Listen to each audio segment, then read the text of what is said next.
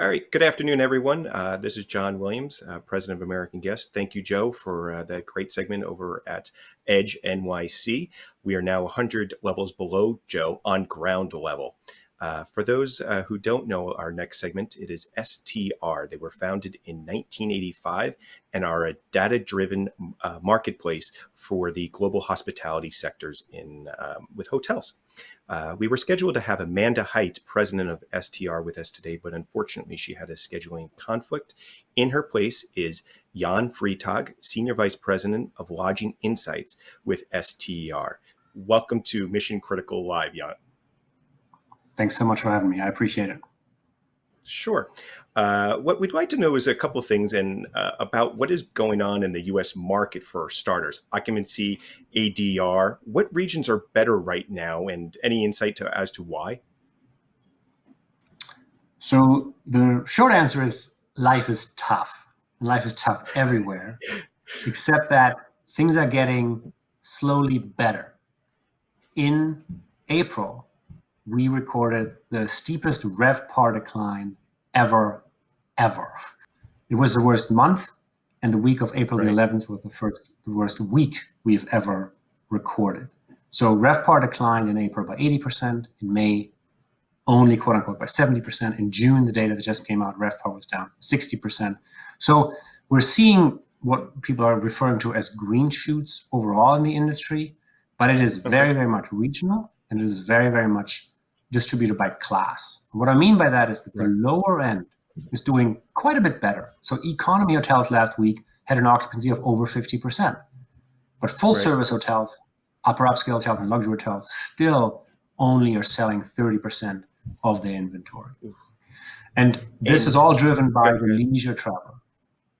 Right, this is all driven by going within the marketplace and where you can drive to. Correct, exactly. Right.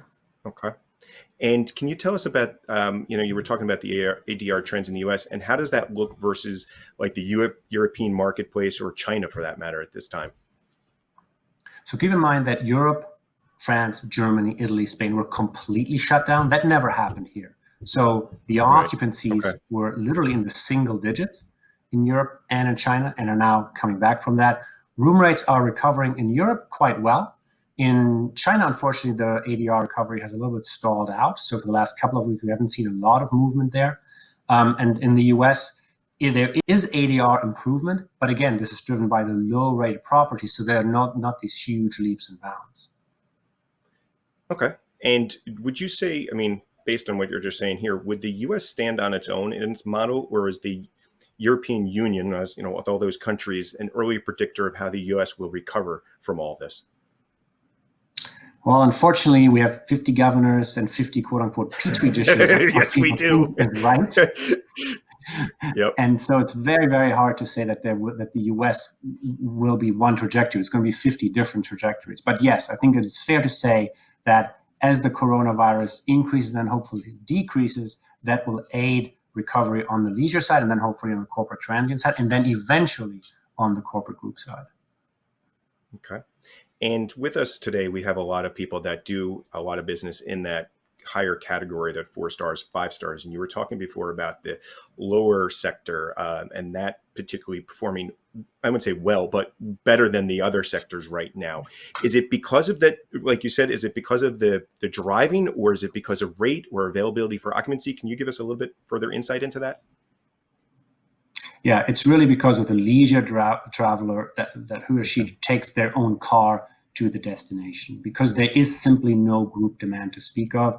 People are just very skittish how to have a meeting in our 6-foot world, in a COVID environment. So we just don't have any. And corporate demand is slowly coming back. We're seeing more people flying midweek, but that number is also not increasing rapidly. So it's really all about the leisure drive-to markets. Okay, so however much you can put in your tank of gas and how long it's going to take you to get there, and there you are. It's sticking back with the U.S. Major markets versus secondary markets. Any insight to how they're doing? If I understand, I saw a recent webinar that you did. It was talking about out west, Montana, the Dakotas, and elsewhere that were performing well versus maybe the main markets. Any insight into there? Yeah, in the top 25 largest lodging markets, we're actually seeing 13% of rooms are closed temporarily. So there really isn't a Okay. whole lot of demand, and it's hard for owners to keep their hotels open. You're correct. Last week, South Dakota, Wyoming, Idaho saw the highest occupancy in the 60% range. That, of course, is leisure Okay. driven in the summer markets. Oh, We're very, sure. very curious to Sure see is. what happens after Labor Day. What happens Yeah. when people are back to school, either virtually or for real, Right. and if there, what Right. happens to the corporate traveler then, and will that lift the top 25 markets? And I think you spoke about it, what happens with school. It's all going to relate on then how the rest of this industry can recover in come September or August for the southern states that are supposed to go back in August. And being at Montana, these other states where you have all that space, they can then handle that occupancy, which is so good for them. And in other places like in New York or Chicago or Miami that are more dense, it's tougher to do that. And I do want to say, I appreciate your time, and please tell Amanda, thank you for getting you on board with us as well. It was a pleasure to have you here on Mission Critical Live. And for a lot of those who Thank are you. waiting for our next segment, I'm happy to introduce one of my favorite country music stars, John Rich, live from Nashville. Now, over to you, John.